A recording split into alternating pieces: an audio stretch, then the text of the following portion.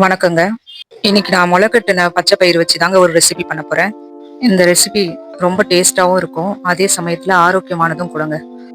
இது கூடவே ஒரு ஹெல்த்தியான மயோனிஸ் எப்படி செய்யலான்றதையும் நான் செய்து காட்டுறேங்க. வாங்க ரெசிபி எப்படி செய்யறதுன்னு பார்க்கலாம். மிக்ஸி ஜார்ல முதல்ல முளை விட்ட பச்சை பயிரை சேர்த்துக்கலாம்.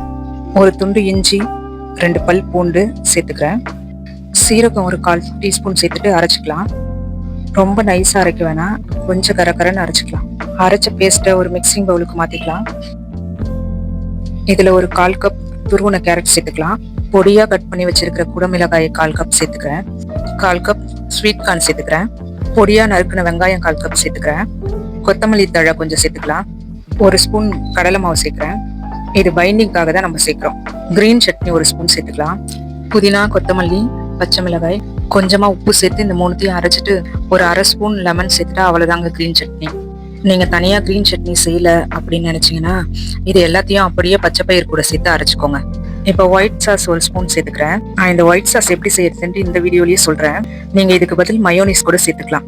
இது ஆப்ஷனல் தான், உங்களுக்கு வேணானா விட்டுடலாம்.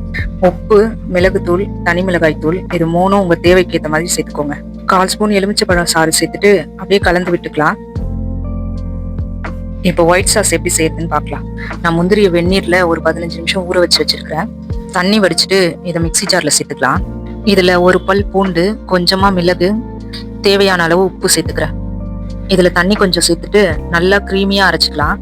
பாருங்க, நல்லா ஸ்மூத் பேஸ்டா வந்துருச்சு. உங்களுக்கு பார்க்கும் போதே தெரியும். அவ்வளவுதாங்க. இதை ஒரு பவுலுக்கு மாத்திக்கலாம். நல்ல டேஸ்டான ஹெல்த்தியான ஒரு மயோனிஸ் ரெடிங்க. நீங்க ஒரு தடவை இதை ட்ரை பண்ணி பாருங்க, உங்களுக்கு ரொம்ப பிடிக்கும். ஸ்டவ்ல ஒரு பேன் வச்சுட்டு இதுல கொஞ்சமா பட்டரோ இல்ல எண்ணெயோ சேர்த்துக்கோங்க. இப்ப இதுல நம்ம ரெடி பண்ணி வச்சிருக்கிற மிக்ஸை இந்த பேன்ல இந்த மாதிரி சேர்த்துக்கோங்க. நீங்க உங்க விருப்பப்படி இதை எந்த ஷேப்ல வேணாலும் செஞ்சுக்கலாங்க. குழந்தைங்களுக்கு செஞ்சு தர மாதிரி இருந்தா ஸ்டார் ஷேப், மிக்கி மவுஸ் ஷேப்ல பிஸ்கெட் கட்டர்லாம் வரும்ல, அதை பேன்ல வச்சுட்டு அது உள்ள ஃபில் பண்ணிக்கலாம். உங்ககிட்ட சாண்ட்விச் மேக்கர் இருந்தா அதுல கூட நீங்க ஃபில் பண்ணி செஞ்சுக்கலாங்க. இப்ப நான் சீஸ் ஸ்லைஸ் ஒண்ணு அப்படியே நடுவுல வைக்கிறேன். உங்ககிட்ட கியூப் சீஸ் இருந்தா அதை திருவிட்டு அப்படியே ஸ்ப்ரெட் பண்ணி விட்டுக்கோங்க. இப்ப இந்த சீஸ் மேல மீதி இருக்கிற மிக்ஸை போட்டு கவர் பண்ணிக்கலாம். இப்ப இதை ஃபுல்லா போட்டு கவர் பண்ணதுக்கு அப்புறம் நான் ஒரு ஸ்கொயரா சாண்ட்விச் ஷேப்புக்கு பண்ணிக்கிறேன். பாருங்க, இந்த மாதிரி செஞ்சுக்கிறேன். நம்ம விருப்பம் தாங்க, எப்படி வேணாலும் எந்த ஷேப்ல வேணாலும் செஞ்சுக்கலாம். நீங்க ரவுண்ட் ரவுண்டா டிக்கி மாதிரி கூட செஞ்சுக்கலாம். இப்ப ஒரு மூடி போட்டுட்டு லோ ஃப்ளேம்லயே ஒரு 10 நிமிஷம் வேக விட்டுக்கலாம்.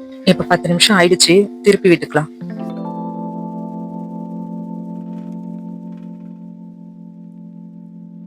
இப்ப மூடி போட்டு இந்த பக்கம் 10 நிமிஷம் வேக விட்டுக்கலாம். அவ்வளவுதாங்க, ஒரு புரோட்டீன் சாண்ட்விச் ரெடி ஆயிடுச்சுங்க. நீங்களும் வீட்டுல ட்ரை பண்ணி பார்த்துட்டு எப்படி இருந்ததுன்னு கமெண்ட்ஸ்ல சொல்லுங்க. நன்றி. அடுத்த நல்ல ரெசிபியோட சந்திக்கலாங்க.